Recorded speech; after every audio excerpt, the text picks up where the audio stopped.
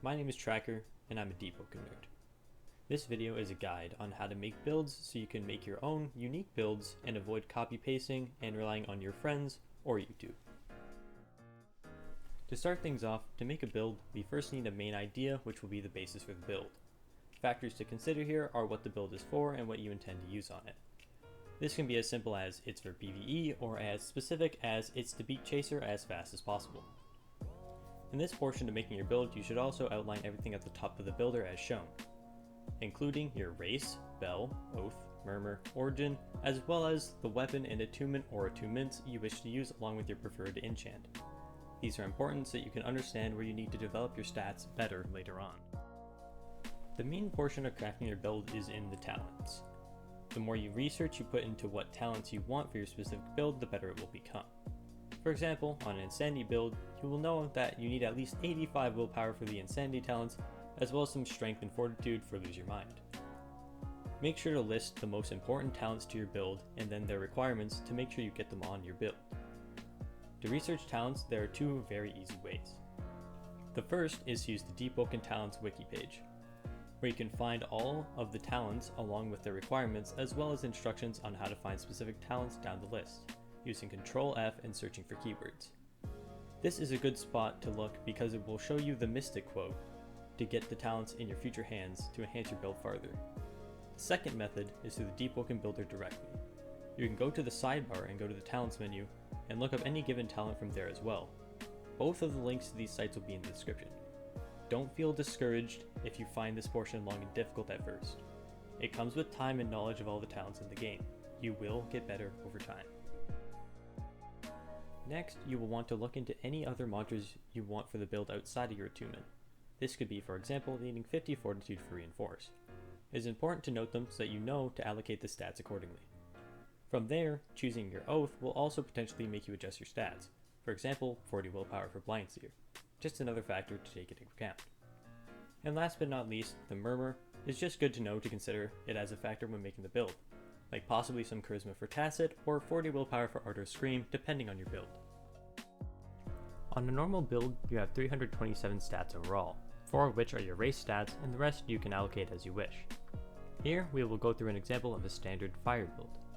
This build is going to be a PvE flame build with Blind Seer, Ardor, Black Diver, Ignition Deep Delver, Crazy Slots or Sacred Field, the Evan Spear Hand Axe with Chilling, or Grim, or Astral, and it is an Etrian that will start as a lone warrior. The talents for this build are fortunately quite simple, and the ones I would like to look into for the build are as shown. Most of these talents are simple to understand why I would want them, but I would like to say exactly why I chose to add in Nullifying Clarity and Charge Return. The others are no-brainers, but since this build is a flame PvE and my enchant applies a status effect, these two factors make Nullifying and Charged very strong. When I set myself on fire using Flame Within, I gain 20% damage boost constantly, and with my enchant applying and removing status effects, it's a 15% M1 bonus each time I hit. These are the sort of things you want to consider when you make a build and why knowing your talents is so incredibly important. As for external mantras, I would only like Reinforce, which fortunately is covered by the 50 fortitude for To the Finish. I would also like Art or Scream, which once again is covered by the 50 willpower for Underdog and 40 for Blind Seer. Now we can begin to make the build. Starting with the most basic stats, 80 flame for level 5 mantras and 80 weapon as a baseline. After those base stats are added in, we must now consider which talents we find most important to the build and cover those first. For this build in specific, we want to get Charge Return, Nullifying Clarity, and Underdog, as well as Giant Slayer for certain, so I will make sure to get those stats in first. From here, I will add in as many stats for the talents I would like as I can. As you can see, we can't get all of the talents that I want, and thus I will throw the excess stats I have into my weapon to finish the build off. For Wounds and Flaws, I chose Survivalist and Obvious, as these make for a good amount of help with little debuff when going into areas like Layer 2 or the Burning Stone Garden for your PvE.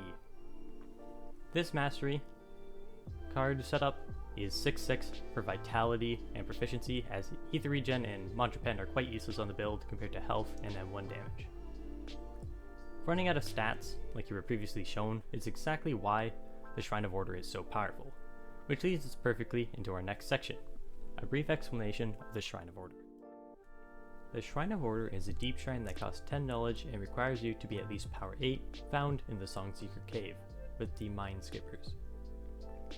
This shrine will balance your stats to be even over every stat that which you have at least 1 point invested.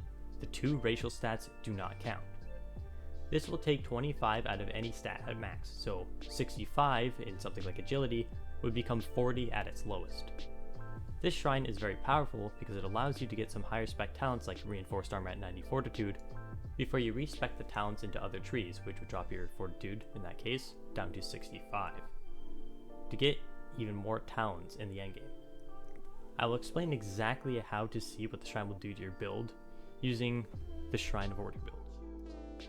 The shrine build instead now will be a modified version of our fire build from the normal builds portion. This will give us a baseline and show us how it improves. So, instead of adding out our base stats, we will instead consider which stats are most high spec and important to put in those first. For this build, we will add Fortitude, then higher agility for Ghost, as it is a legendary, and 40 intelligence for overflowing dam. From here, we must add 1 stat into each that which we intend to level after Shrine. In our case, it's Heavy, Strength, Willpower, and Flame. Since this would leave us with 3 stats, I will put them into Strength to make it nice and even, and give us 1 last hand to get the cards we want pre-Shrine. After this, we will now use the Shrine of Order, which you can see balances our stats out to 19 in most situations. From here, we will simply fill in the rest of our wanted stats. Now, even with 100 weapon, we still have 10 points left over and more talents than we had on our other build. This goes to show just how powerful the Shrine of Order really is. This also allows us to have some wiggle room to do things like take 5 out of weapon, add 10 strength and 5 fortitude to get 30-30, so we can roll Lose Your Mind. As a side note, boons, flaws, and mastery cards are the same as the prior build for anyone who was wondering.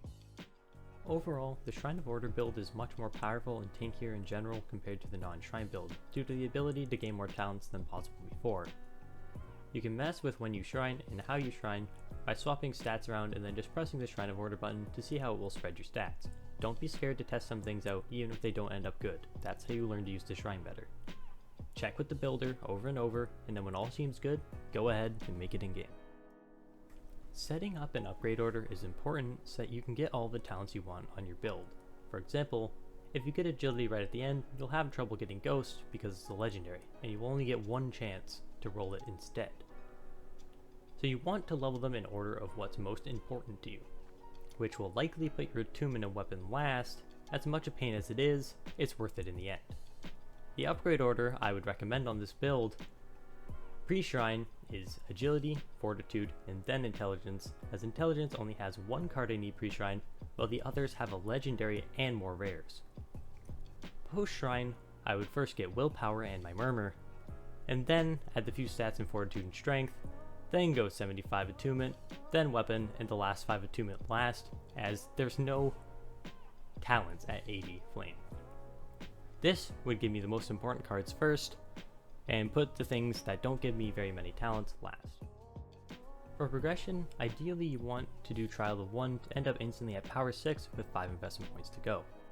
From there, depending on the stats you need to upgrade, there are a few places you may want to go. For Strength, Weapon, and Attunement, Burning Stone does the trick quite well, and can also work for Agility too. For event-based level ups, a place like Crypt of the Unbroken, Songseeker, or Hive are good choices. A specific spot for Fortitude is the Uncapper at Fort Merit if you have a lot of overflow XP. Once you're done progressing, you can fine-tune your build after you maxed out by farming bosses for relics, using the deep shrines, and dealing with miserables to get the exact cards and the bell that you want. So, there you have it, my weird explanation on how to make a build.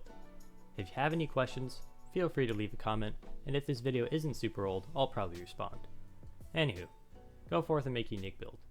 Show the world your newfound power, and stop making the same darn copy-paste builds. I'm tired of fighting the same thing over and over again.